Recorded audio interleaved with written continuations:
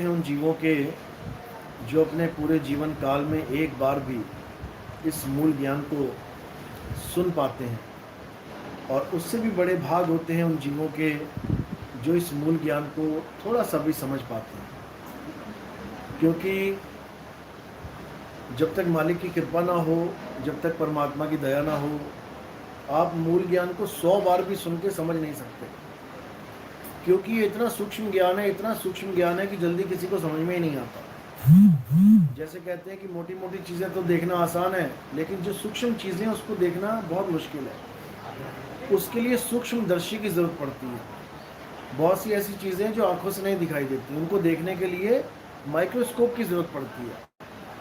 इसी प्रकार ये जो परमात्मा का मूल ज्ञान है, ये जल्दी समझ में नहीं आता। ये कोई आम ज्ञान नहीं है कि तुम्हें कोई कहे कि ये पत्थर की मूर्ति पूज लो, या ये हवन यज्ञ कर लो, या ये देवी देवता पूज लो, या कोई पूजा पाठ कर लो, या कोई आरतियाँ गा लो, या कोई परिक्रमा कर लो, कोई तीर्थों में जाके नहा लो। ये सब ज्ञान बड़ी जल्दी समझ में आ जाता है कि हाँ ठीक है, मंदिर है, मंदिर में जाके पूजा करनी है, हाँ नदी बह रही है, नदी में जाके स्नान करना है, हाँ पहाड़ है, परिक्रमा करनी है। ये बिल्कुल समझ में आ जाता है और लोग इसको करने भी लग जाते हैं। इसीलिए लाखों करोड़ों लोग इन्हीं चीज़ों में आप देखोगे लगे रहते हैं। यात्राओं में बसें भर भर के जा रही हैं यात्रा करने, बसें पलट भी रही हैं, लोग मर भी रहे हैं, लोग पानी में डूब भी रहे हैं, लेकिन ये सब खत्म नहीं हो रहा है। क्यों? क्योंकि इसके अलावा उनको कुछ समझ में ही नहीं आ रहा है कि इसके अलावा भी कोई भक्ति है। ये समझ में ही नहीं आ रहा है। तो आज इसी चीज़ को समझाएंगे कि इसके अलावा भी एक भक्ति है जिसे सत भक्ति कहते हैं, और असल में वही असली भक्ति है। वहाँ तक पहुँचने के लिए इन चीज़ों का जरिया लिया जाता है, इन चीज़ों की मदद ली जाती है, इन चीज़ों को जीवन में लाया जाता है ताकि उस आखिरी ज्ञान को हम समझने लायक हो सकें। लेकिन दुविधा ये है कि हम आखिरी ज्ञान को समझ नहीं पाते और शुरुआती ज्ञान में ही सारा जीवन बिता देते हैं। तो अब क्या करना है? अब इस मूल ज्ञान को समझना है कि मूल ज्ञान क्या है और पवित्र ज्ञान क्या है। तो आज का सत्संग शुरू करने से पहले परमात्मा के नाम पे जयकारा लगाएंगे। बोलिए परमपिता परमात्मा की जय। सदगुरु बंदी छोड़ कबीर साहिब की जय। सदगुरु मदनपति साहिब की जय। सदगुरु दूलमपति साहिब की जय। दीवान जौहरपति साहिब की जय। सदगुरु राम सेवक साहिब की जय। सदगुरु वैरागपति साहिब की जय। कलीनापुर धाम की जय। सभी संतों की जय। सभी भक्तों की जय। आज के आनंद की सकल हंस को बंदगी साहिब होगी।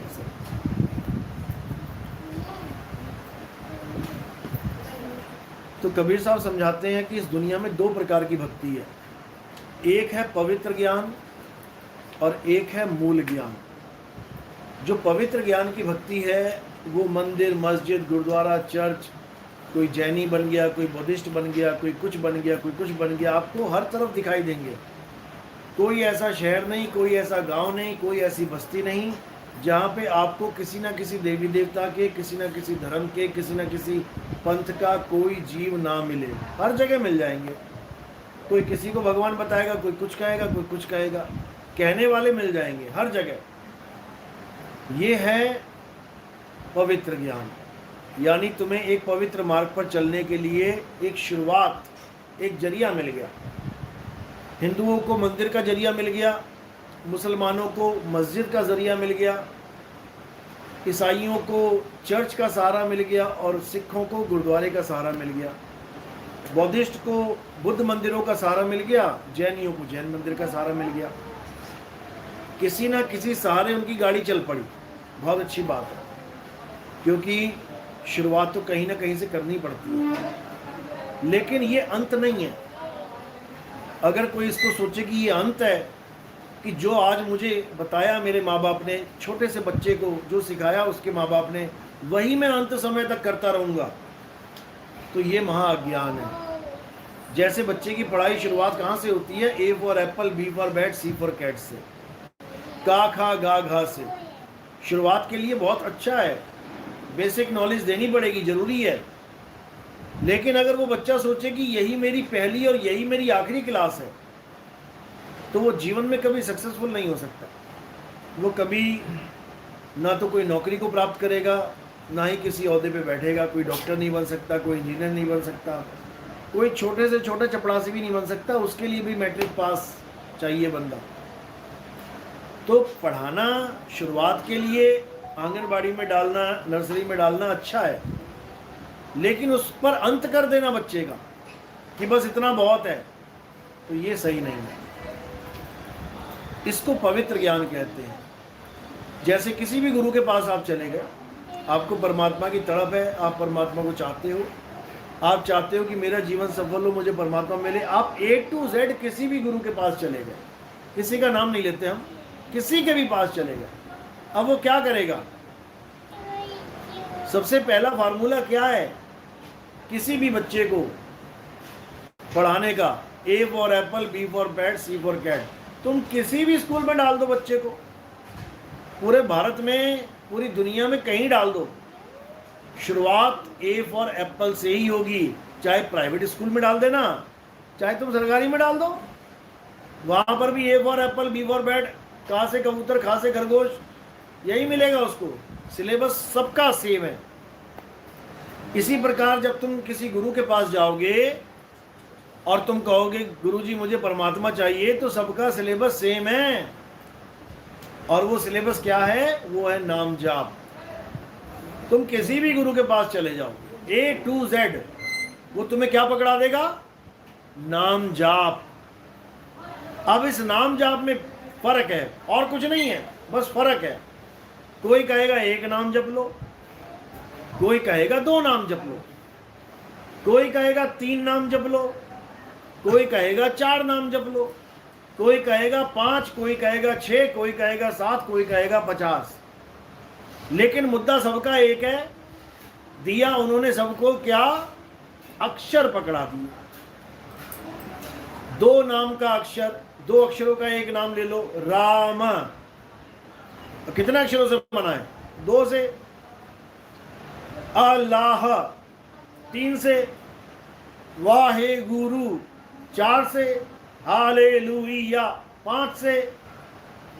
देखने में लग रहा है कि ये सारे नाम अलग अलग हैं और अलग अलग धर्मों के हैं, लेकिन अल्टीमेटली वो है अक्षर। जैसे तुम आटे का या मैदे का कोई आइटम बना लो, मटरी बना ली किसी ने, दूसरे ने मैदे की मट्ठी बना दी, तीसरे ने मैदे की नमकीन बना दी, चौथे ने मैदे का कुछ और बना दिया, 5वें ने मैदे का कुछ और बना दिया। डॉक्टर ने कहा है कि मैदा नहीं खाना है। अब वो क्या कह रहा है? नहीं नहीं, ये छोड़ के ये खा लेता हूँ, या ये वाली छोड़ के अगली खा लेता हूँ, ये छोड़ के। अरे वो सारा ही मैदा है, वो सारा ही मैदा है। अगर बोला कि मैदा नहीं खाना है, तो मैदे की कोई भी आइटम हो वो सारी नुकसानदायक है। इसी प्रकार कबीर साहब ने अगर बोल दिया कि अक्षरों से आगे निकलो, अक्षरों के जाप में मत फंसो, अक्षरों के मंत्र मत जपो, तो इसका मतलब ये नहीं कि वो राम जी छुड़वा रहे हैं, कि श्याम जी छुड़वा रहे हैं, कि अल्लाह छुड़वा रहे हैं, कि वाहिगुरु छुड़वा रहे हैं नाम। वो सारे ही नामों से परे कर रहे हैं। वो 52 अक्षरी सारे नामों से हमें अलग कर रहे हैं। वो ये नहीं कह रहे कि 1 नाम छोड़ दे, 2 नाम छोड़ दे, 5 नाम। वो कह रहे हैं सारे नाम छोड़ दे, अक्षरों से बनने वाले सारे नामों को छोड़ दो। क्योंकि राम, अल्लाह, वाहिगुरु, गॉड क्या है? अक्षर हैं। ये सब अक्षर हैं। इन्हीं अक्षरों को जोड़ तोड़ के बड़े बड़े नाम बना दिए। इसीलिए गुरु ग्रंथ साहब में वाणी आती है, 52 अक्षर जोरे आन, और सक्या ना अक्षर एक पहचान। यानी 52 अक्षरों को जोड़ जोड़ के दुनिया भर के नाम बना दिए, लेकिन उस एक अक्षर को नहीं जान पाए, जिस एक अक्षर से सबकी मुक्ति होगी। 52 अक्षरों में सारे संसार के नाम आ जाते हैं, सारे गुरुओं के नाम आ जाते हैं, सब आ जाता है, लेकिन जो 52 से परे अक्षर है उसका भेद कोई नहीं बता पा रहा। तो कबीर साहब ने बार बार यही समझाने की कोशिश करी कि 52 अक्षर लोक त्रय सब कुछ इन्हीं माही, ए आखर खिर जाएंगे और वो आखर इनमें नाही। यानी ये सारे अक्षर खिर जाएंगे, एक दिन अंत हो जाएगा इन अक्षरों का। और इनका अंत हो गया, नाम का अंत हो गया, तो नाम की भक्ति कहाँ बचेगी? जब नाम ही खंडित है तो नाम की भक्ति कैसे अखंड हो सकती है? खंडित नाम की भक्ति खंडित ही होगी और अखंड नाम की भक्ति अखंड होगी। तो साहिब ने अखंड नाम की बात करी है। नाम अखंड और सब खंडा और सार शब्द गरजे बरमंडा। कबीर साहब ने दोनों प्रकार के नामों की व्याख्या करी है। कौन सा नाम खंडित है और कौन सा अखंड है। जो खंडित है उसको त्याग दो और जो अखंड नाम है उसको पकड़ लो। इसलिए बोला एक नाम को जान के दूजा दे बाहा। एक नाम को जान के यानी अखंड नाम को जान के, दूजा दे बहा यानी दूसरा जो खंडित नाम है उसको त्याग दे। वो किसी भी भाषा का हो, किसी भी भगवान का नाम क्यों ना हो, वो केवल अक्षर हैं।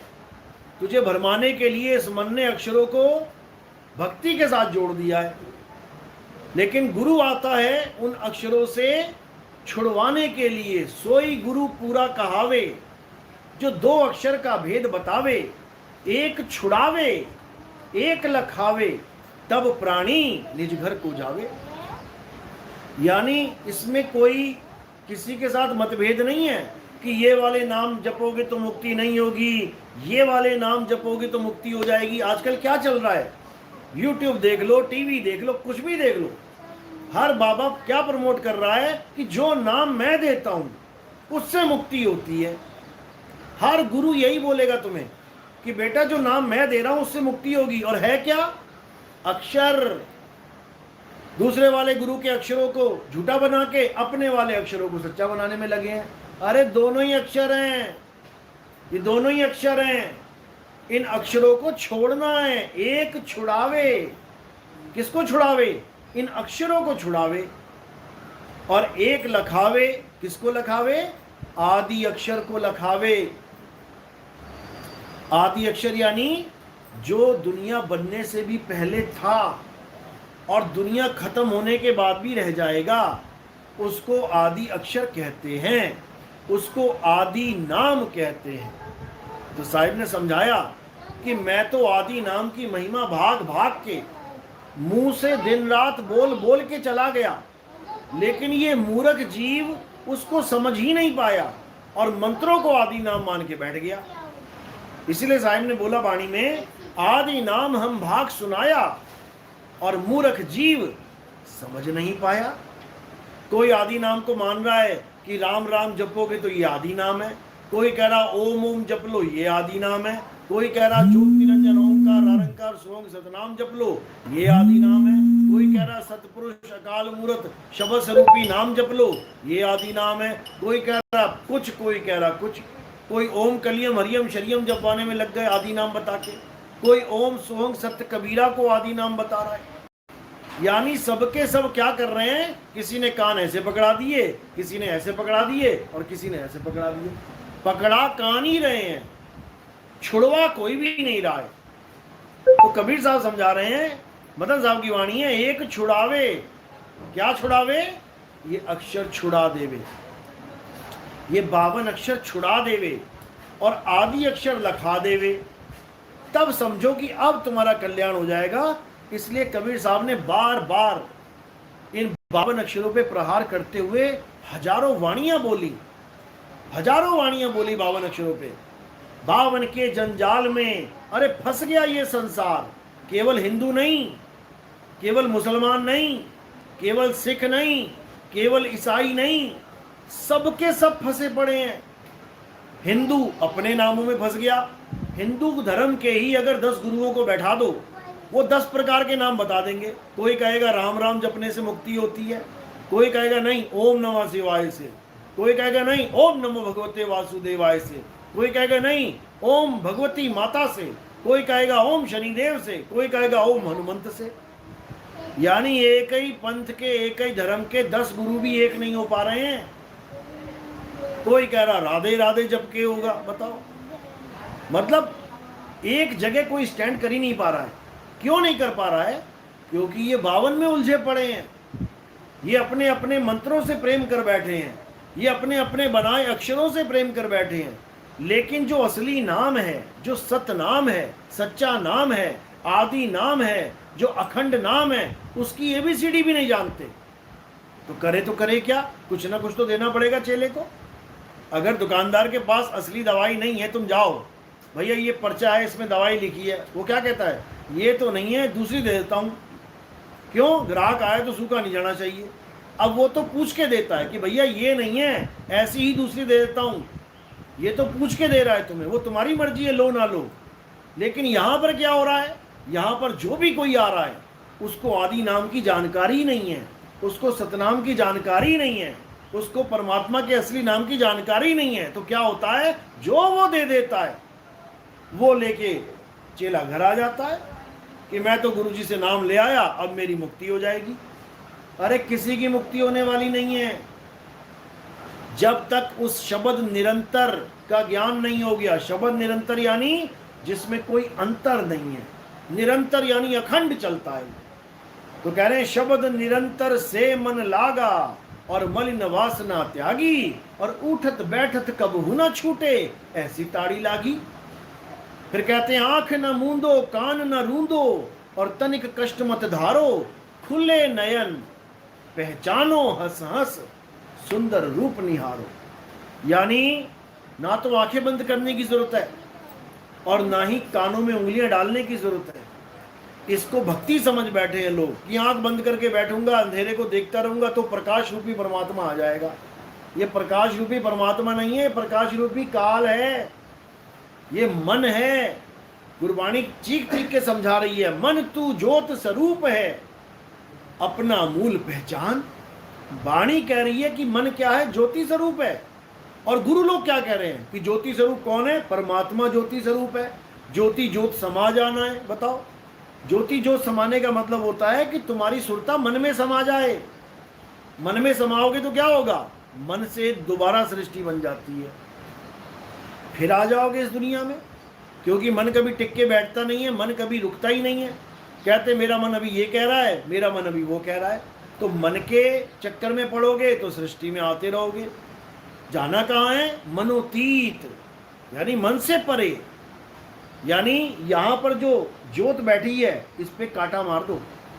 अगर कोई गुरु कहता है कि आंखें बंद करके ध्यान यहाँ पे लगाना है तीसरे तिल में, इसको कांटा मार दो। बड़े बड़े योगी युगो युग बैठे रहे आंखें बंद करके, इसी इंगला पिंगला सुषुम्ना में ध्यान लगा के बैठे रहे, एक का भी कल्याण नहीं हुआ, एक का भी। कबीर साहब ने गवाही दी, कहते हैं साधु सिद्ध त्रिदेव आदि सब इन 5 शब्द में अटके। कौन कौन से 5 शब्द, ज्योत निरंजन, ओंकार, रारंकार, सोहं, शक्ति। लेकिन इन्होंने चालाकी से क्या किया, शक्ति हटा दिया और उसकी जगह सतनाम फिट कर दिया, ताकि जीव भ्रमित हो जाए, उसको लगे मेरे पास भी सतनाम आ गया है, मुझे भी सतनाम मिल गया है। जबकि सतनाम कोई जपने की चीज ही नहीं है। सतनाम तो अखंड नाम को कहते हैं, जपा नहीं जाता है, वो जपने में आता ही नहीं है। लेकिन इन लोगों ने क्या किया, ज्योत निरंजन ओंकार रारंकार सोहंग शक्ति की जगह ज्योत निरंजन ओंकार रारंकार सोहंग सतनाम, ज्योत निरंजन ओंकार रारंकार सोहंग सतनाम, इसमें उलझा दिया जीव को। तो कबीर साहब समझा रहे हैं साधु सिद्ध त्रिदेव आदि सब इन 5 शब्द में अटके और मुद्रा साध रहे घट भीतर। आंख बंद करके, कान बंद करके और ध्यान लगा के त्रिकुटी में मुद्रा साध रहे घट भीतर, फिर औंधे मुंह लटके। ये वापस लटक गए आके मां के गर्भ में, सारा जीवन बर्बाद हो गया इनका। इसलिए कबीर साहब ने कहा आंख न मूंदो और कान न रूंदो और तनिक कष्ट मत धारो, खुले नयन। आंखें खुली होंगी तुम्हारी और तुम्हारी सुरता कहाँ लगी होगी, सीधे मालिक के साथ। खुली आंखों से तुम ध्यान करोगे, खुली आंखों से तुम परमात्मा का नाम सिमरन करोगे। इसमें जाप की जरूरत नहीं पड़ती, इसमें सिमरन की जरूरत है। सिमरन और जाप, इसमें जमीन आसमान का अंतर है। जाप का मतलब होता है कुछ मंत्रों का जाप करना, कुछ नामों का जाप करना, कुछ अक्षरों का बार बार जाप करना। और सिमरन का मतलब होता है सिमरन यानी स्मरण। स्मरण से सिमरन बना है। स्मरण का मतलब होता है याद करना। जैसे मैं कहूँ अपने अपने माँ बाप का स्मरण करो, अपने गुरु का स्मरण करो, नाम नहीं जपो, स्मरण करो। तो क्या करोगे, गुरु जी को याद करोगे। इसी प्रकार परमात्मा को याद कैसे करना है, नाम नहीं जपना उसका, उसका कोई नाम ही नहीं है, वो तो अनामी पुरुष है, उसका कोई नाम ही नहीं है। इंसानों ने नाम रख दिए उसके, और बिल्कुल उल्टी रीत चला दी। बाप बेटे का नाम रखता है, तुम्हारे घर में बच्चे पैदा होते हैं, कौन नाम रखता है उसका? माँ और बाप। माँ बाप बच्चे का नाम रखते हैं, समझ में आता है। यहाँ बच्चा बाप के नाम रख के बैठा हुआ है, यानी एक आदमी, एक इंसान भगवानों के नाम रख के बैठा हुआ है, अल्लाह वाहिगुरु का नाम रख डाला उसने, उल्टी गंगा बह गई। तो क्या करना है? अब उसको जानना है जिसका कोई नाम ही नहीं है। नाम अनाम, कबीर साहब कह रहे हैं वो कौन सा नाम है? अनाम है। नाम अनाम अनंत रहत है, और दूजा तत्व ना कोई। और कहें कबीर सुनो भाई साधो, भटक मरो मत कोई। यानी जब ये अक्षरों की खोज नहीं हुई थी, आ आ ई ई उ का खा गा ए बी सी डी, ये अक्षर जब नहीं बने थे, बताओ परमात्मा का नाम क्या था? किसने रखा था परमात्मा का नाम? कौन सी भाषा में था परमात्मा का नाम? सारे अक्षर बनाने के बाद इस इंसान ने परमात्मा के तमाम नाम रख डाले, हजारों लाखों नाम रख दिए। तो कबीर साहब को कहना पड़ा कि कोटि नाम संसार में, इनसे मुक्ति ना होए, और गुप्त नाम सतपुरुष का बूझे बिरला कोय। यानी लाखों करोड़ों नाम जो इंसान रख के बैठा है परमात्मा के, चलो रख दिए, अच्छी बात है, कोई बात नहीं। हमने भी रखा पानी का नाम पानी, वरना पानी चाहिए होता तो अभी क्या बोलते उसको, इशारे करते फिरते। अच्छी बात है, नाम रख लिया। कटोरी का नाम कटोरी रख लिया, गिलास का नाम गिलास रख लिया, पेड़ का नाम पेड़ रख लिया, अच्छी बात है। अच्छी बात है कि सारे संसार में हमने हर नाम रख लिया, लेकिन जपने के लिए थोड़ी नहीं रखा है। ऐसा थोड़ी नहीं है कि मुझे सोना चाहिए तो मैं सोना सोना जपूंगा, ऐसा थोड़ी नहीं है मुझे चांदी चाहिए तो मैं चांदी चांदी चांदी जपूंगा, ऐसा थोड़ी नहीं मुझे कार चाहिए तो मैं कार कार जपूंगा, कार आ जाएगी। नाम रखना बुरी बात नहीं है, परमात्मा के नाम रख लिए, अल्लाह, वाहिगुरु, गॉड, राम, ईश्वर, परमात्मा, हजारों नाम रख दिए, अच्छी बात है, ताकि समझ में तो आ रहा है किसकी बात चल रही है। लेकिन इसको जपना है, इसको प्राप्त करने के लिए, ये महामूर्खता है। नाम जपने से परमात्मा नहीं मिलता है, नाम सिमरन करने से मिलता है। इसलिए बाबा नानक कह रहे हैं, एक को सिमरो नानका, सिमरो जपो नहीं, एक को सिमरो नानका, जो जल थल रहा समाए, और वाही को क्यों सिमरिए, जब में ते मर जाए। इसी को बोला गया, कलयुग में एक नाम आधारा, सिमर सिमर जप जप नहीं, सिमर सिमर नर उतरो पारा। इसी को कबीर साहब ने कहा, राम सिमर पछताएगा, जप नहीं, वरना तुम जप करवा ही नहीं सकते किसी से।